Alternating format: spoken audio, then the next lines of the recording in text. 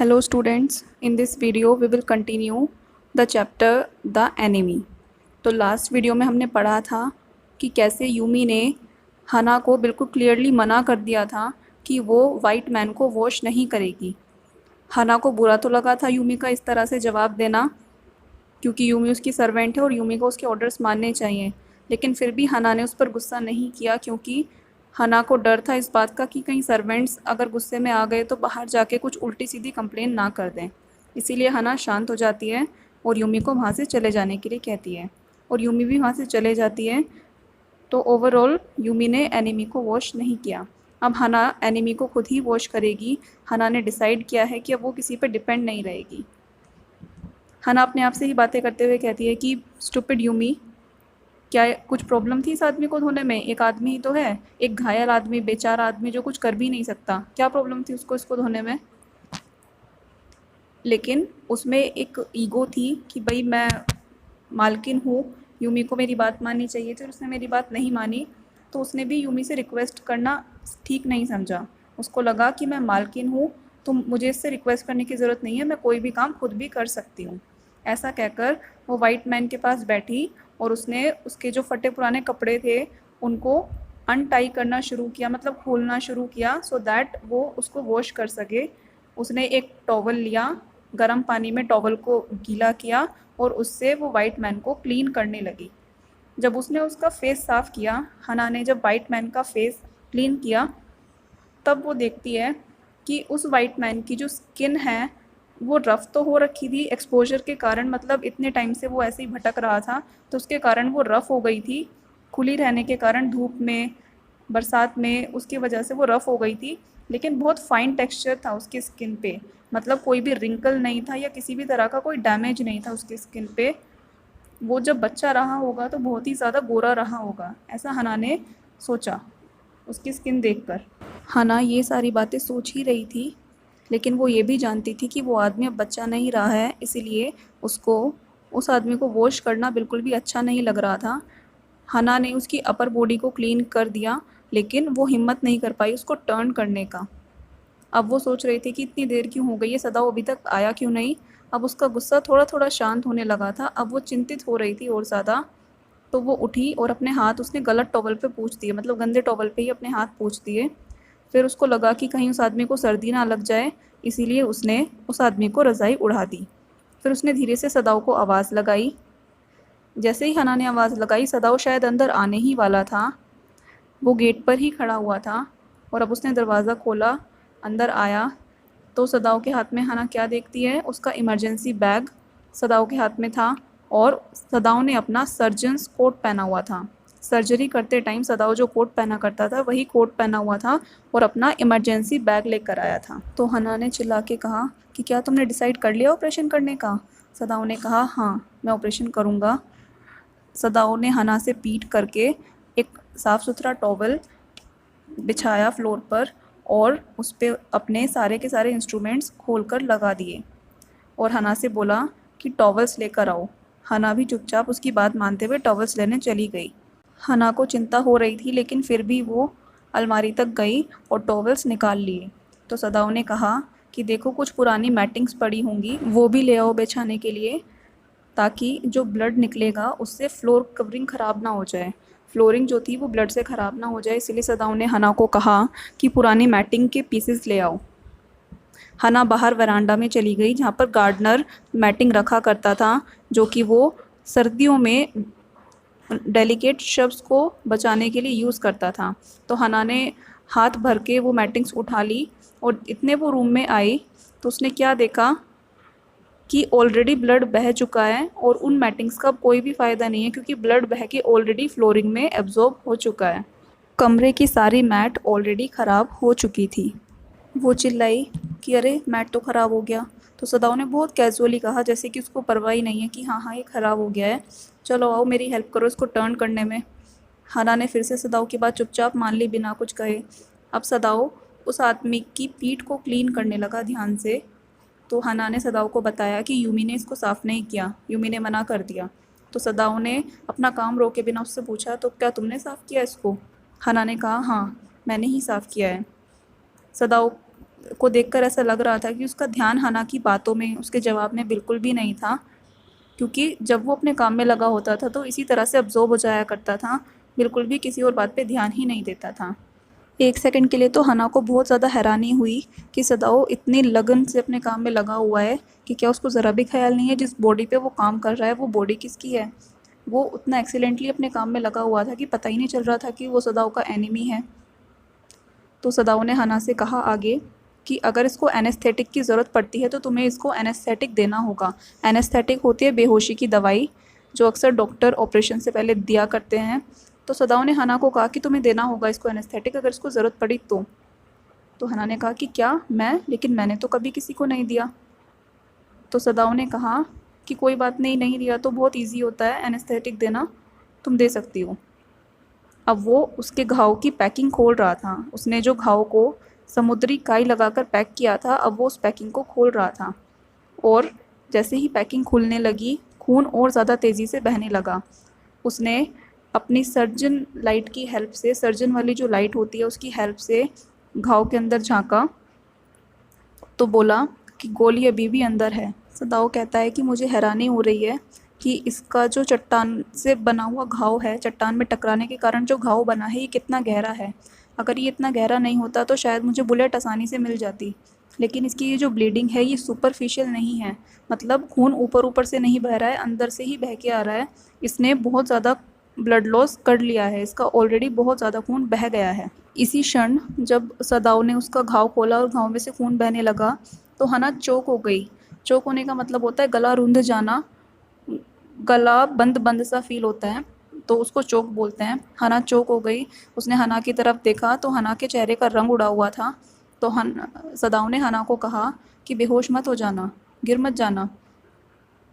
उसने अपने इंस्ट्रूमेंट्स नहीं छोड़े, उसने अपने काम में इन्वॉल्व होते होते ही हना से ये बात कही।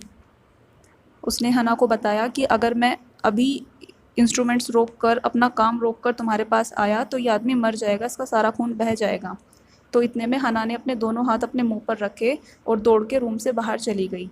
बाहर गार्डन में हना के वॉमिट करने की आवाज़ सदाओ को आ रही थी अंदर तक। हना को वॉमिटिंग हो रही थी जिसकी आवाज़ सदाओ को अंदर रूम तक आ रही थी।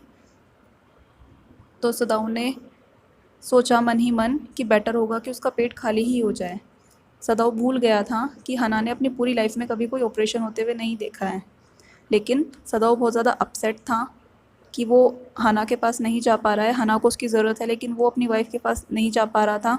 तो इसी वजह से वो अपने पेशेंट के प्रति थोड़ा सा रूथलेस हो गया और काफ़ी ज़्यादा इरिटेशन से वो अपना काम करने लगा। उसको इरिटेशन हो रही थी कि ये एनीमी है, एक एनीमी के कारण मैं अपनी वाइफ के पास नहीं जा पा रहा हूँ, ज़रूरत के टाइम पे उसकी मदद नहीं कर पा रहा हूँ, तो इस वजह से वो उसके प्रति थोड़ा सा रूथलेस, थोड़ा सा कठोर हो गया। सदाओ इरिटेटेड तो था ही, तो इरिटेशन में वो अपने मन में सोच रहा था कि कोई कारण नहीं है कि इस आदमी को जीवित रहना चाहिए। वो आदमी बेहोशी की हालत में भी करा रहा था, क्योंकि सदाओ जो है वो अपना काम थोड़ा सा कठोरता से कर रहा था, तो इसीलिए उस आदमी को दर्द हुआ और वो बेहोशी की हालत में भी कराता रहा। तो सदाओ उससे बोला कि कराओ जितना कराना है, जितना तुम्हारे मन करे उतना कराओ, उतना चिल्लाओ, मैं कोई ये काम अपने मज़े के लिए तो नहीं कर रहा हूँ, इनफैक्ट मैं खुद ही नहीं जानता मैं ये सब कर क्यों रहा हूँ। तो इतने में दरवाज़ा खुलता है और हना वापस आ जाती है अंदर।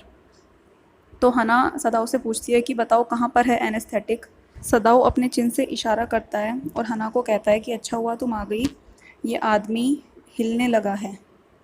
इतने में हना ने अपने हाथ में वो बोतल उठाई एनेस्थेटिक की और कॉटन ली और सदाओ से पूछा कि बताओ फिर कैसे करना है, मैं कैसे करूँगी ये। तो सदाओ ने बोला कि बहुत ही सिंपल है, इस कॉटन को इस लिक्विड में डुबोना है और इस आदमी के नॉस्ट्रिल्स के पास, इसके नाक के पास लेके जाना है, उसको सुंघाना है, और जब ये बहुत बुरी तरह से ब्रीदिंग करने लगे, बुरी तरह से सांस लेने लगे, तो इस एनेस्थेटिक को हटा लेना है, बस उतना ही सुंघाना है। इतना सुनकर हना अमेरिकन एनिमी के पास बैठी।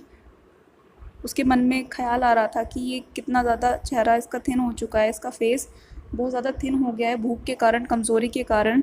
बहुत दयनीय हालत हो गई थी उसके चेहरे की, उसके लिप्स ट्विस्ट हो रखे थे, मुड़े तुड़े से हो रहे थे। इस मैन को प्रॉब्लम तो बहुत ज़्यादा हो रही थी, इस आदमी को बहुत तकलीफ़ हो रही थी, भले ही उसको पता हो या ना पता हो। भले ही वो होश में हो या ना हो, लेकिन तकलीफ़ उसको बहुत ज़्यादा हो रही थी, उसके चेहरे से पता चल रहा था। उसको देखकर हना ने हैरान होकर सोचा कि जो कहानियाँ उसने सुनी हैं कई बार, कुछ प्रिजनर्स के टॉर्चर होने की कहानियाँ उसने सुनी थी, तो हना हैरान होकर सोच रही थी कि क्या वे कहानियाँ सच में ऐसी ही होती हैं? क्या उनमें कोई सच्चाई होती है? वो कहानियाँ तो यूं ही उड़ते हुए एक दूसरे के थ्रू पता चल जाती हैं, लेकिन न्यूज़पेपर के रिपोर्ट्स में हमेशा होता है कि जापानीज़ आर्मीज़ जहाँ भी जाती हैं वहाँ पर लोग उनको बड़ी इज़्ज़त के साथ रिसीव करते हैं, बड़ी इज़्ज़त से उनका स्वागत करते हैं।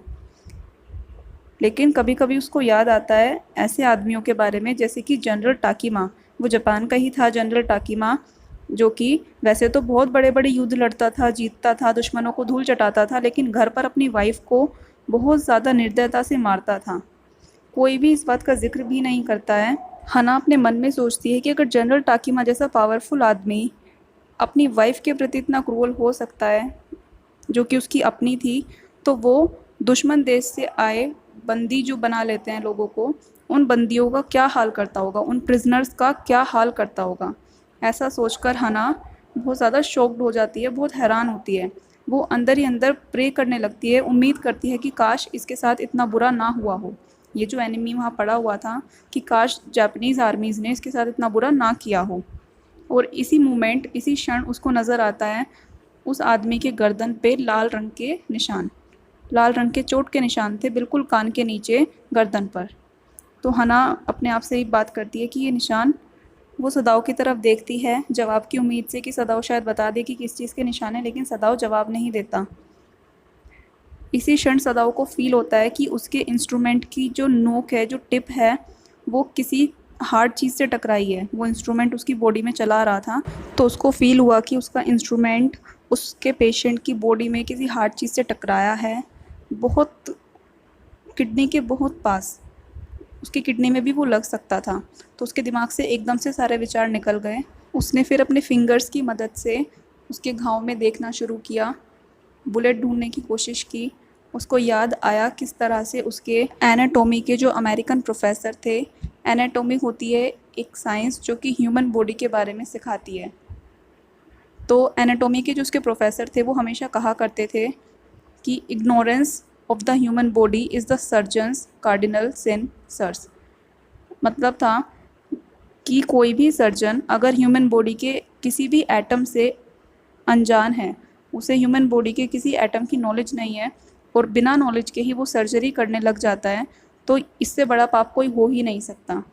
और ये बात वो अपनी हर क्लास में साल दर साल कहा करते थे अपने स्टूडेंट्स को।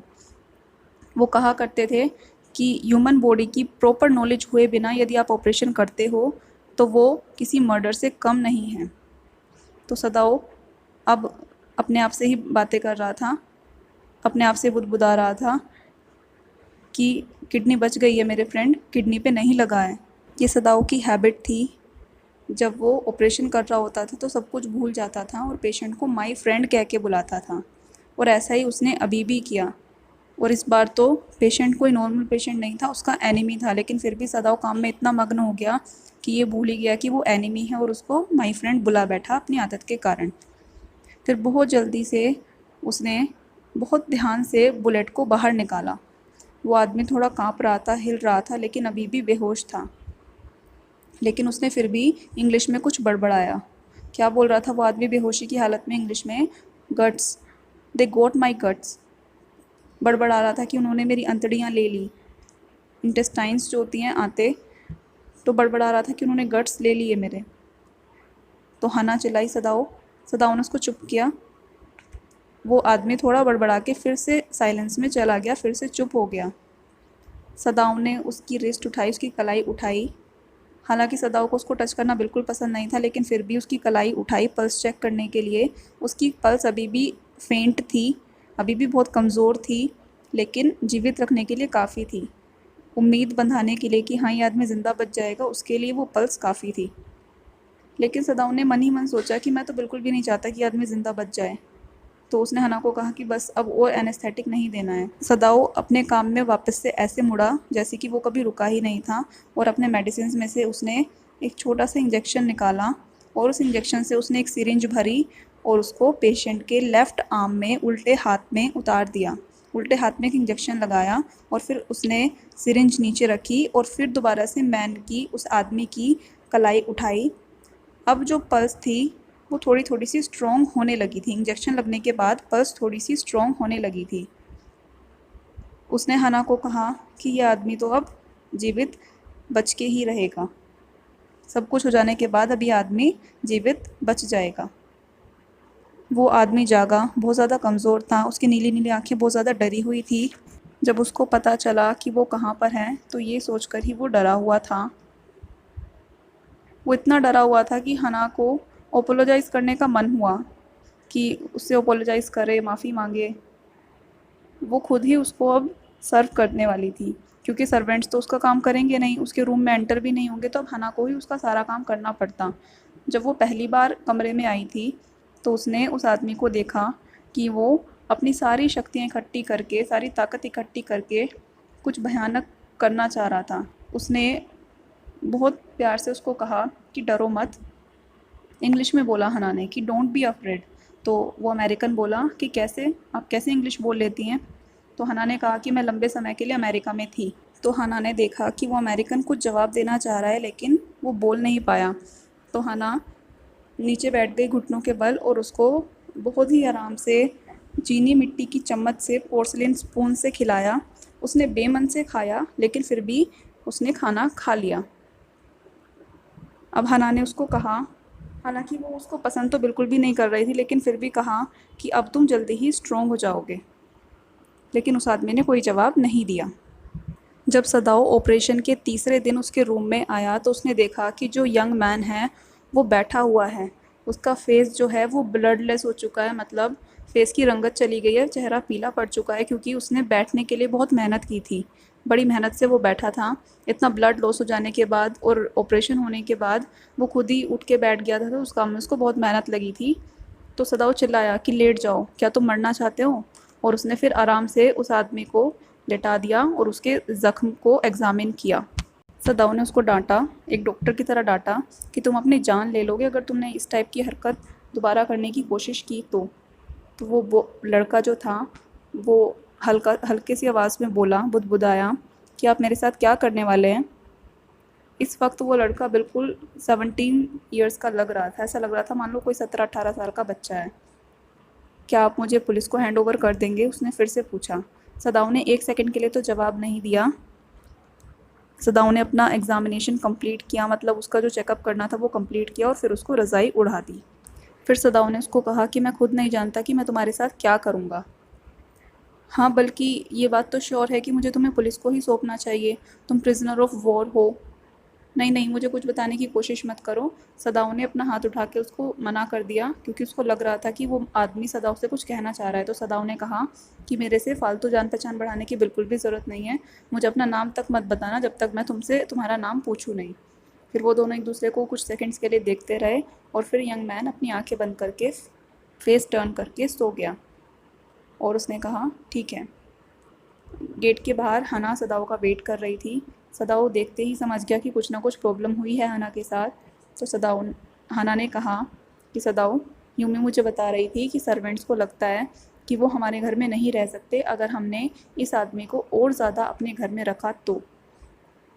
और हना ने ये भी बताया कि यूमी ये भी कह रही थी कि नौकर जो हैं वो इस टाइप की बातें बना रहे हैं कि तुम और मैं इतने लंबे समय के लिए अमेरिका में रहे हैं, तो इसीलिए हम अमेरिकन्स को पसंद करने लगे हैं और हम देशभक्त की तरह नहीं, मतलब अपनी कंट्री से ज़्यादा हम अमेरिकन से लगाव रखते हैं क्योंकि हम अमेरिका में रहे हैं।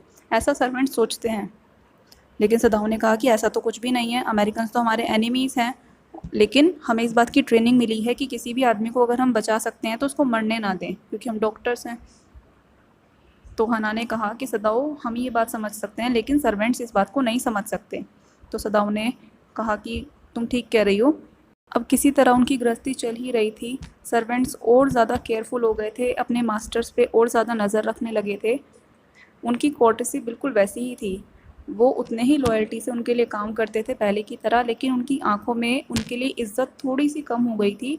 आंखों में उतनी नरमाई नहीं बची थी, उतनी शर्म नहीं बची थी जितनी अपने मालिकों के लिए उनमें पहले थी और होनी चाहिए थी, अब उतनी नहीं बची थी। तो एक सुबह बूढ़ा गार्डनर कहता है कि बिल्कुल क्लियर ही बात है कि हमारे मास्टर को, हमारे मालिक को क्या करना चाहिए। उस बूढ़े गार्डनर ने अपनी पूरी ज़िंदगी फूलों के साथ काम किया था और वो काई का भी स्पेशलिस्ट था, मोस का स्पेशलिस्ट था। उसने सदाओ के पापा के लिए काई का गार्डन बनाया था, मोस गार्डन बनाया था जापान में। अब वो गार्डनर कहता है कि मेरे बूढ़े मालिक के बेटे बहुत अच्छे से जानते हैं कि उन्हें क्या करना चाहिए। ये बात कह रहा था वो, और डाली पे से एक कली को तोड़ते हुए उसने ये बात बोली और कहने लगा कि जब वो आदमी मौत के इतने नज़दीक था तो उन्हें क्या ज़रूरत थी उसको बचाने की, मर क्यों नहीं जाने दिया उसको। इस पर फिर कुक ने जवाब दिया कि हमारा जो यंग मास्टर है, हमारा जो छोटा मालिक है, उसको बहुत घमंड है कि वो किसी की भी लाइफ बचा सकता है। उस कुक ने एक बर्ड की नेक तोड़ी और वो बर्ड फड़फड़ाने लगा। नेक टूटने के कारण उसने उस फड़फड़ाते हुए बर्ड को अपने हाथ में ही पकड़े रखा और उसका खून विस्तारिया वाइन लगी हुई थी किचन के बाहर, उसमें बहा दिया, उसकी जड़ों में बहा दिया। गार्डनर को लगता था कि ब्लड जो है वो बेस्ट फर्टिलाइज़र है और वो कुक को एक बूंद ब्लड भी वेस्ट करने नहीं देता था। तो यूमी कहती है अब कि हमें बच्चों के बारे में सोचना चाहिए, उन बच्चों के भविष्य का क्या होगा अगर उनके पापा को देशद्रोही करार दे दिया गया तो। ये सब बातें जब वो कर रहे थे तो उन्होंने कुछ भी हना से छुपाने की कोशिश नहीं की, बल्कि जब हना वहीं पर पास में खड़ी होकर फ्लावर पॉट में फ्लावर्स अरेंज कर रही थी तो वो दोनों पर्पसली ज़ोर से बोल रहे थे ताकि हना उनकी बात सुन ले। ये बात हना भी जानती थी कि नौकर जो कह रहे हैं वो बिल्कुल ठीक कह रहे हैं, लेकिन पता नहीं हना का एक दूसरा पार्ट भी था, हना की एक दूसरी साइड थी। पता नहीं वो क्यों थी, वो क्या चाह रही थी, लेकिन उसको खुद भी समझ नहीं आ रहा था। वो सेंटिमेंटल बिल्कुल भी नहीं थी, इमोशनल बिल्कुल भी नहीं थी प्रिजनर के प्रति। हना ने उसको हमेशा से ही प्रिजनर की नज़र से देखा था और वो उसको हमेशा से ही प्रिजनर ही सोचती आई थी। हना को वो प्रिजनर कल भी अच्छा नहीं लगा जब उसने हना को अपना नाम बताया। हना को बिल्कुल भी अच्छा नहीं लगा था जब कल उसने हना को खुद ही अपना नाम बता दिया था कि मेरा नाम टॉम है। हना को उसकी आंखों में तकलीफ़ नज़र आ रही थी, लेकिन हना को उसको कंफर्ट करने की बिल्कुल भी इच्छा नहीं थी, उसको कुछ भी जेंटल वर्ड्स बोलने की बिल्कुल भी इच्छा नहीं थी, क्योंकि वो हना के घर में एक मुसीबत बना हुआ था। सदाओ की जहाँ तक बात है, सदाओ हर दिन आता और उसका चेकअप करता, उसके ज़ख्म का चेकअप करता। आज की सुबह ही वो जो लास्ट स्टिचेस थे वो भी खोल दिए गए थे, मतलब उसके टाके भी खोल दिए गए थे। तो 15 दिनों के आसपास वो यंग मैन बिल्कुल ठीक हो जाने वाला था। अब उसकी रिकवरी में केवल 15 दिन का समय रह गया था। सदाओ अपने ऑफिस गया और उसने एक बहुत ध्यान से एक लेटर टाइप किया चीफ ऑफ पुलिस के नाम।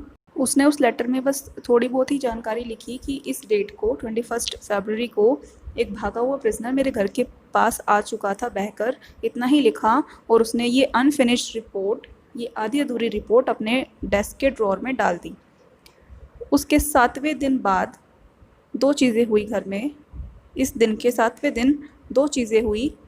पहली तो सुबह सुबह सारे सर्वेंट्स इकट्ठे होके घर छोड़कर जाने लगे। अपना सामान बांधकर वो वहाँ पर खड़े हो गए अपने मास्टर से मिलने के लिए। जब हना सुबह उठी तो उसने पाया कि घर का कोई भी काम नहीं हुआ था, ना घर साफ़ हुआ था, ना खाना बना था। वो समझ गई थी कि क्या हुआ है। वो अपसेट थी और डरी हुई भी थी, लेकिन मालकिन होने का जो गर्व था वो उसको अपना डर शो करने नहीं दे रहा था। उसने शालीनता से अपना सिर झुकाया।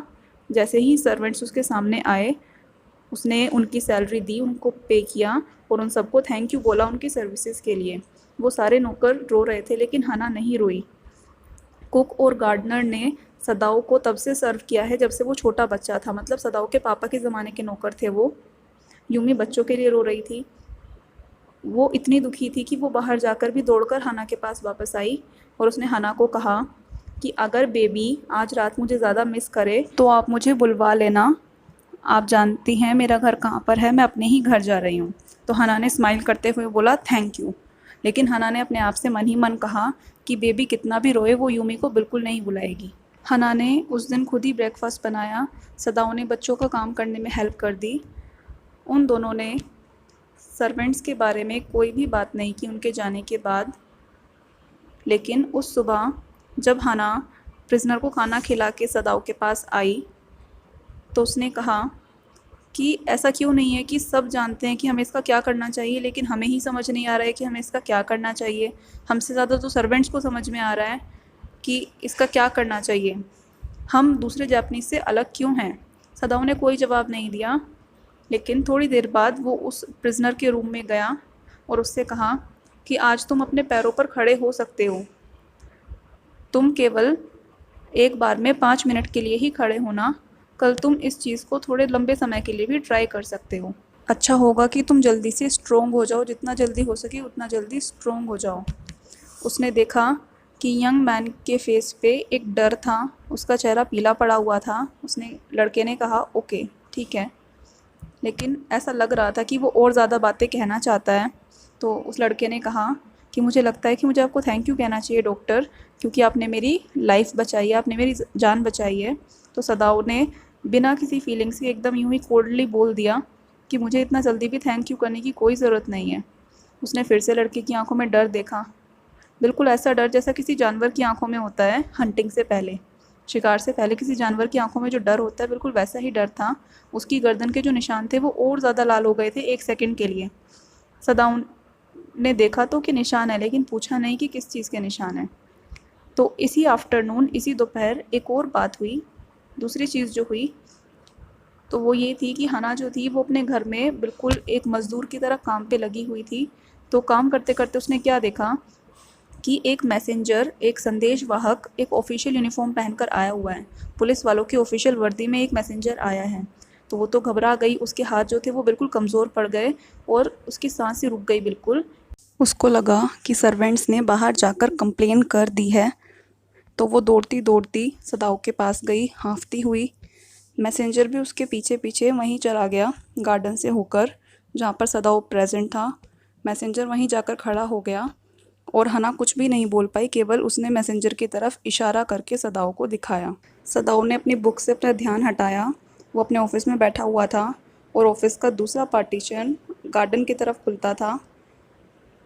तो सदाओ ने मैसेंजर को देख के पूछा व्हाट इज़ इट, और फिर वो खड़ा हुआ उसकी ऑफिशियल यूनिफॉर्म देखकर कि भाई कोई ऑफिशियल आदमी आया तो उसके रिस्पेक्ट में वो खड़ा हुआ।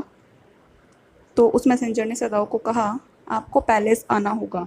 जो बूढ़े जनरल हैं उनको फिर से दर्द हुआ है, उनको फिर से पेन हुआ है, वो फिर से तकलीफ़ में हैं। तो इस पर हना ने राहत की सांस ली कि क्या बस इतनी सी ही बात थी। तो मैसेंजर ने कहा कि ये आपके लिए छोटी बात है, इतना काफ़ी नहीं है कि मैसेंजर तकलीफ़ में है। अब हाना तो किसी और बात के लिए ही परेशान थी, तो इसीलिए उसने राहत की सांस ली थी कि चलो हमारी कंप्लेन नहीं हुई है, मैसेंजर के यहाँ आने की वजह कुछ और है। लेकिन मैसेंजर को तो ये बात नहीं पता थी, इसीलिए उसको थोड़ा सा अजीब लगा कि हाना ऐसे क्यों रिएक्ट कर रही है कि इतनी सी ही बात है। पर इस पे हाना ने कहा कि नहीं नहीं, मैं भी बहुत दुखी हूँ ये बात सुन के। फिर जब सदाओ हाना को गुड बाय कहने के लिए आया, बाय बोलने के लिए आया, तब हना किचन में थी, कुछ कर नहीं रही थी। बच्चे सो चुके थे, उसने शायद ही थोड़ा आराम किया होगा। वो काम से ज़्यादा डर के मारे थकी हुई थी। तो उसने सदाओ के आते ही सदाओ को कहा कि मुझे लगा कि वो तुम्हें अरेस्ट करने आए हैं। सदाओ हना की आंखों में देखता रहा। सदाओ को उसकी आंखों में चिंता ही चिंता नज़र आ रही थी। तो सदाओ ने परेशान होकर कहा कि किसी भी तरह तुम्हारे लिए मैं इस आदमी से छुटकारा पाने का कोई ना कोई रास्ता निकाल लूँगा, किसी भी तरह मुझे उससे छुटकारा पाना ही होगा। और ऐसा कहकर सदाओ जनरल से मिलने के लिए निकल जाता है। That's it for now, we will continue the chapter in next video.